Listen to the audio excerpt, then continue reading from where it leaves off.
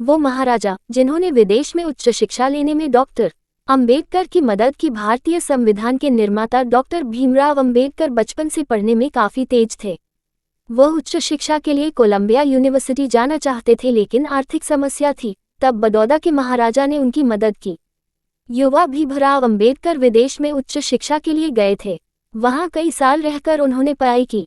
जब अंबेडकर को विदेश पढ़ाई के लिए जाना था, तब उनके सामने आर्थिक संकट बड़ी समस्या थी। वो अपनी स्नातकोत्तर पढ़ाई कोलंबिया यूनिवर्सिटी से करना चाहते थे। तब उनकी मदद एक महाराजा ने की। कौन थे वो महाराजा और वो किस राज्य के शासक थे? हम आपको बताते हैं उस महाराजा के बारे में जिसने युवा अंबेडकर की मदद की। ये मदद उन्हें 3 साल तक दी गई।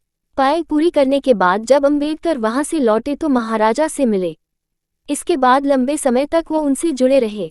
वैसे ये तो तय है कि अगर महाराजा सयाजीराव गायकवाड़ तृतीय ने उनकी मदद नहीं की होती तो शायद अंबेडकर के लिए वहां तक पहुंचना मुश्किल होता जहां पर वो थे। इन महाराजा का नाम तो आपको ऊपर की पंक्तियों में बताया जा चुका है। वो उस समय भारत के सबसे समृद्ध राज्यों में एक बड़ौदा के शासक थे। उन्होंने अपने शासन के दौरान सामाजिक सुधार से लेकर जात पात खत्म करने और शिक्षा के क्षेत्र में कई बड़े काम किए। जयपुर की महारानी गायत्री देवी बड़ौदा के इसी महाराजा की नातिन थीं। सयाजीराव के कई बेटे बेटियां थीं।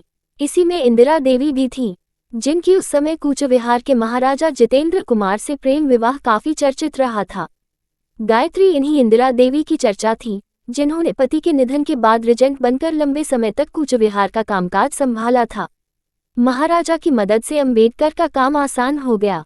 ये 1913 का समय था जब अंबेडकर ने कोलंबिया यूनिवर्सिटी में पढ़ाई के लिए आर्थिक मदद के लिए बड़ौदा महाराजा के यहाँ आवेदन दिया। जब ये महाराजा के सामने पहुंचा तो उन्होंने इसे मंजूर करके अंबेडकर को सालाना स्कॉलरशिप देनी शुरू कर दी। इससे अंबेडकर के लिए विदेश में जाकर उच्च शिक्षा ग्रहण करना आसान हो गया। बड़ौदा के महाराजा सयाजीराव गायकवाड़ ने अपने समय में बड़ौदा में तमाम ऐसे काम किए जिससे वो उस समय के तमाम राजाओं से अलग खड़े होते हैं। उन्हें दूरदर्शी भी कहा जाता था और विद्वान भी। उस समय के लिहाज से बड़ी स्कॉलरशिप थी। ये स्कॉलरशिप उस समय सालाना 11.50 पाउंड की थी, जो तब के हिसाब से एक बड़ी राशि थी। ये 3 साल तक डॉक्टर अंबेडकर को दी जाती रही। इसके बाद जब वह पढ़ाई पूरी करके लौटे तो महाराजा से मिले। नामवर हस्तियों को संरक्षण भी देते थे। महाराजा गायकवाड़ अपने राज्य में शिक्षा, कला, नृत्य आदि क्षेत्रों से जुड़ी बड़ी हस्तियों के संरक्षण के काम में भी आगे रहते थे। उन दिनों कई ऐसी हस्तियां थीं जिन्हें बड़ौदा के महाराजा सयाजीराव ने आर्थिक मदद दी। उसमें ज्योतिबा फुले, दादाभाई नौरोजी, लोकमान्य तिलक, महर्षि अरविंद आदि शामिल थे। अंबेडकर जब लौटे तो बड़ौदा विधानसभा के सदस्य भी बने। जब अंबेडकर लौटे तो महाराजा ने उन्हें राज्य की लेजिस्लेटिव असेंबली का सदस्य बनाया। एक खास कानून बनाया गया ताकि राज्य में अनुसूचित जाति के लोग भी चुनाव लड़ सकें।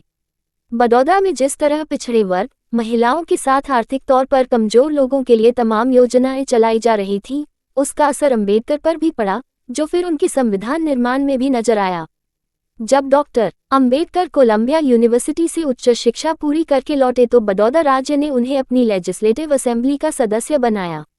अंबेडकर से महाराजा के अच्छे संबंध रहे। महाराजा सयाजीराव 1939 में जब तक जिंदा रहे तब तक उनके डॉक्टर भीमराव अंबेडकर से अच्छे संबंध बने रहे।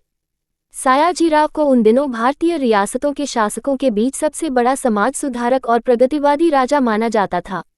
उन दिनों शायद ही कोई राज्य वंचित वर्ग और पिछड़ों की उस तरह मदद के लिए आगे आता था जिस तरह सयाजीराव करते थे। पुस्तकालय आंदोलन के जनक तो लड़कियों की शिक्षा के पैरोकार महाराजा सयाजीराव को भारत में पुस्तकालय आंदोलन का जनक माना जाता है, तो लड़कियों की शिक्षा का काम भी उन्होंने जोर शोर से किया। उन्होंने बड़ौदा राज्य में 1875 से कर 1939 तक शासक राज्य में 1875 से कर 1939 तक शासक किया और शासन की बागडोर संभालते ही लड़कियों की शिक्षा के लिए कई स्कूल खोले और प्राइमरी शिक्षा मुफ्त करने के साथ अनिवार्य कर दी। बैंक ऑफ बड़ौदा की स्थापना की और समाज सुधार के काम भी उन्होंने बैंक ऑफ बड़ौदा की स्थापना की, जो इस समय देश के प्रमुख बैंकों में एक है। तब बड़ौदा में विधवाओं के पुनर्विवाह का काम शुरू हुआ और दलितों के मंदिर में प्रवेश के लिए उसके दरवाजे खोले गए।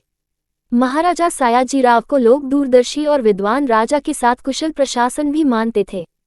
क्रांतिकारियों से थी सहानुभूति। उनके बारे में ये भी कहा जाता है कि उनकी सहानुभूति आज़ादी की लड़ाई लड़ रहे क्रांतिकारियों के साथ थी। इससे अंग्रेज कुपित भी रहते थे। जब 1911 में किंग जॉर्ज दिल्ली आए और वहां उनका दरबार सजा, तब महाराजा सयाजीराव साधारण तरीके से गए और शिष्टाचार के खिलाफ होने के बाद भी किंग को पीठ दिखाए, जिस पर ब्रिटेन के मीडिया में बड़ा हो हल्ला भी मचा। बाद उन्होंने गांधी जी और कांग्रेस की भी मदद की। सूचना सिर्फ मान्यताओं और जानकारियों पर आधारित है। यहाँ ये बताना जरूरी है कि यह मेरा वीडियो किसी भी तरह की मान्यता, जानकारी की पुष्टि नहीं करता है। किसी भी जानकारी या मान्यता को अमल में लाने से पहले संबंधित विशेषज्ञ से सलाह लें।